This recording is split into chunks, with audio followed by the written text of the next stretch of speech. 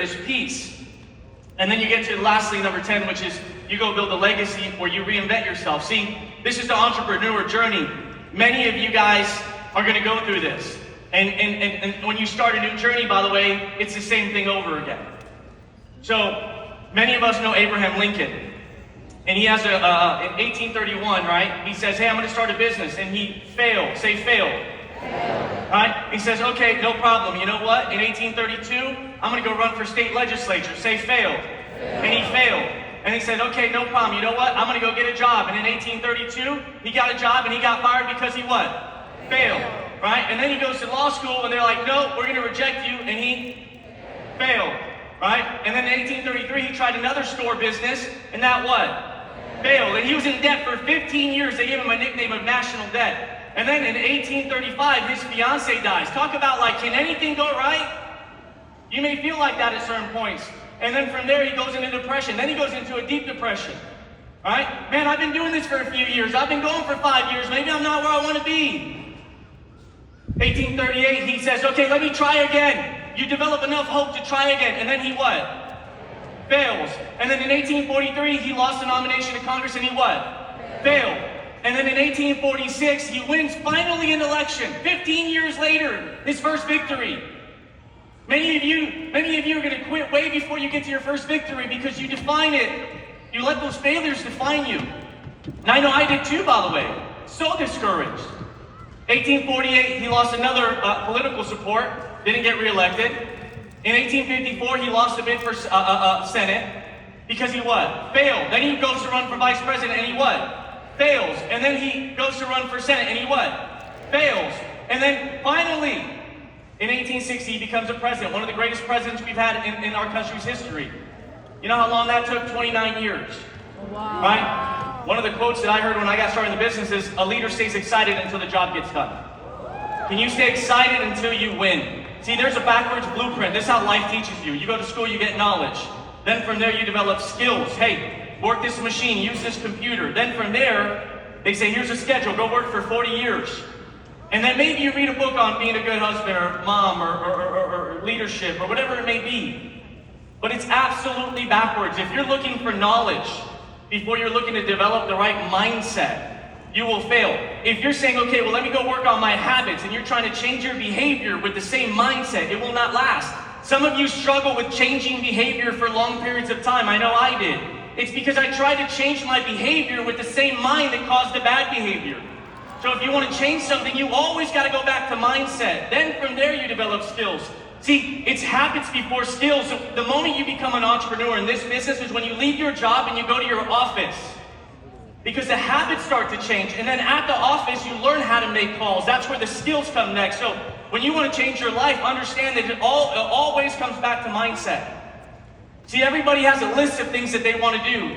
I don't think you need a long list of things you want to do. I think you need one thing that you're dying to do. 2, you need a deadline. 3, there's a lot of things you need to stop doing. You're not going to fix everything about yourself at one moment. Pick one thing you must stop doing. Pick one thing you must start doing. Write that out and become obsessed on it, because obsessions become possessions. See, most of us focus on things that are outside of our control. You heard Sheena say that the other day. And the emotional evolution, the psychological evolution where you develop peace, there's a great book by Mel Robbins that says, let them.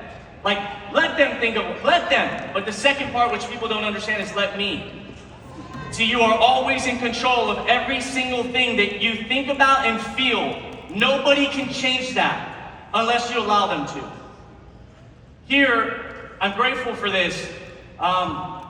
Ephesians 4:15 says that we should speak the truth in love. See, there's something about this. I used to lead with a lot of shame. I used to lead my guys with shame. I used to lead with guilt. I used to lead with all this pressure. I used to lead with this unhealthy, because I was frustrated, because they affected me. And I realized, man, I don't like that. And now I'm doing it to other people, and I'm not doing it with love. I'm not doing it because I love them. And I say, well, I love you, man. Don't say that unless you really mean that to people. I truly love you. Like, I love you. And you must speak the truth in love. See, that's it. By the way, that's power versus force. This is not something how I lead. This is how I feel. Shame, I felt a lot of shame in my life. Guilt, I felt a lot of shame. Apathy, grief, fear. Man, full of fear. I was full of fear. I don't know if I can do this. I'm 18, uneducated. Man, I can't. Everybody's quitting. Things are going wrong. I'm not making money, right? And again, you quit right before your success. I want to thank God, obviously, my parents, Pat. You know, every single time I failed, like people don't, I don't talk about this as much because it's such a long time ago, but every single time I got a no, I called Pat. Every time I failed in the field, I called Pat. Every time I wanted to quit, I called Pat. Every time things were hard, I called Pat, and he always picked up the phone. There's no way I'm here without that, so I'm very grateful. To the sidelines that do a great job of leading themselves, leading their organizations, I'm grateful for you. Headquarters, I'm grateful for you. And lastly, the team, I'm grateful for you. I want to tell you a story here. They said success was a lonely road, but we learned different. It began with soul. The passion to dream bigger than our circumstances. Then came Carpe Diem, the courage to seize each day before it slipped away.